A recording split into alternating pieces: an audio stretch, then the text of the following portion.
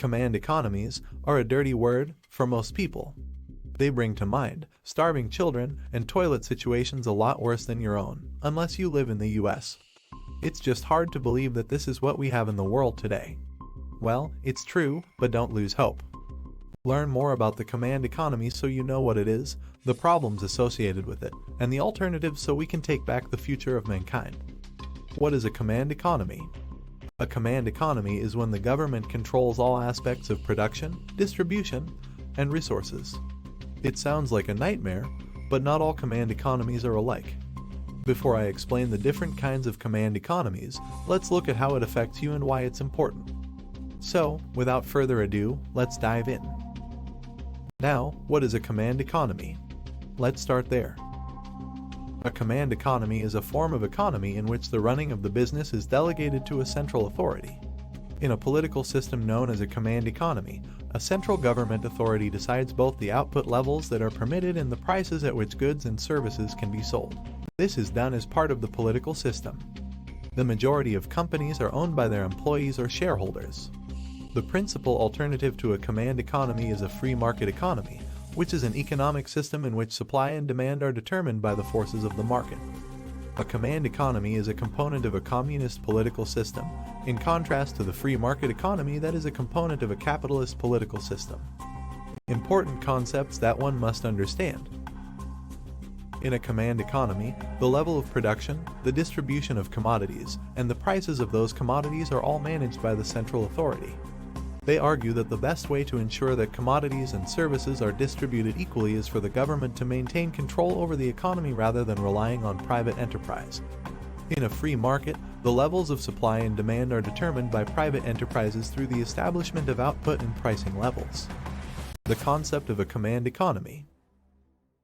Cuba, North Korea, and the former Soviet Union all have command economies. Before initiating the transition to a mixed economy in 1978, China conducted its economy according to a command economy until that year. The mixed economy contains elements of both the communist and capitalist economic systems. As its current economic system, it has been referred to as a socialist market economy. The central government of a country must possess and manage the means of production in a command economy, also known as a planned economy. Individual ownership of land and capital is either not possible at all or subject to extremely stringent restrictions. Central planners are responsible for setting prices. In addition, they regulate output levels and either limit or eliminate competition from the private sector. In a command economy, there is no private sector because all companies are either owned by the central government or operate under its direct guidance. In a command economy, the priorities of the national economy are set by officials of the government, and these priorities include how and when to stimulate economic growth, how to allocate resources, and how to distribute the results. It is usual practice to detail this in a strategy that spans multiple years. In defense of economies based on free market principles. In a command economy, two of the most fundamental issues are the lack of information among the central planners who make all of the decisions as well as the difficulty of motivation, which affects any capitalist. Concerns regarding the payouts of incentives. The most challenging challenge lies at the very pinnacle of the incentive pyramid. Even in a communist economy, those in charge of formulating policies are still only human. Instead of being constrained by market-based mechanisms like sovereign credit ratings or capital flight, political interest groups and power contests will dominate choices in a command economy even more so than in capitalist regimes because of this. At the federal level, wages are set at a consistent rate for all workers, and the pursuit of profits is no longer a factor in managerial decision-making. There does not appear to be any desire to produce quality, improve efficiency, restrict costs, or put in additional work beyond what is required in order to avoid official punishments. In a command economy, it is more necessary to appease the bosses of the relevant parties and to have the appropriate connections than it is to maximize shareholder value or to meet the expectations of customers. The incidence of corrupt behavior is far too high. The tragedy of the commons is a type of incentive dilemma, but it manifests itself on a far larger scale than it does in capitalist institutions. If a resource is owned by a significant number of different people, then it might be considered to be functionally unowned. Nobody who uses them or works for them has any reason to look out for them because they have no incentive to. Infrastructure in command economies, including as housing developments, manufacturing facilities, and machinery, experiences rapid wear and tear as a result of the economic model. Cleaning the data to a shine. Ludwig von Mises and Friedrich Hayek, both of whom were Austrian economists, were the first to describe the difficulty of performing economic calculations in a command economy. Central planners are required, in some fashion, to devise a method for determining the quantity of each good and service that should be manufactured and provided. In a free market economy, the answer to this question is determined by the interaction of supply and demand in a decentralized manner. Demand is influenced in part by the items and services that people purchase and those that they do not purchase. One way for producers to respond is by producing more of what it is that customers want. In addition, each of these facets is able to be quantified in some way. At each point of the supply chain, someone is calculating the quantity of avocados, blue jeans, and lug wrenches that are required. People living in a command economy are subject to the expectation that they will have access to fundamental requirements such as food, clothing, and a secure place to live. On the other hand, as a result of the rules of supply and demand, they are unable to rationally align the production and distribution of goods with the desires and preferences of consumers. As a result of the motivational and economic calculation challenges that are inherent in a command economy, valuable resources and capital goods are squandered, and society as a whole is negatively impacted as a result. The advantages of operating an economy through command and control.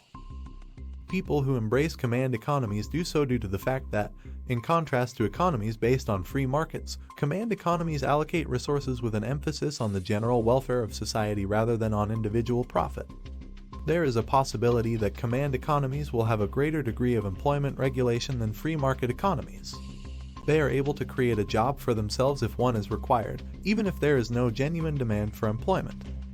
The last point is that command economies are thought to be more adapted to take decisive and coordinated action in times of national emergency or tragedy, such as war or natural disaster. Even in a market-based society, property rights can be limited, and the emergency powers of the central government can be significantly enlarged under such circumstances, at least temporarily. A command economy is an economic system that is controlled and managed by centralized authorities. Planners working for the government supervise command economies from the top down. This consists of the following, for the most part. The government owns several of the country's largest corporations. The government maintains quota control over production and distribution activities. Prices and wages are subject to government regulation. In command economies, it is not unusual for there to be monopolies because monopolies are seen to be an important factor in accomplishing the national economic goals. What sets a command economy apart from a free market economy? In a free market, the amounts of production that private enterprises engage in are controlled by the rule of supply and demand. In a command economy, the government has the final word in all decisions.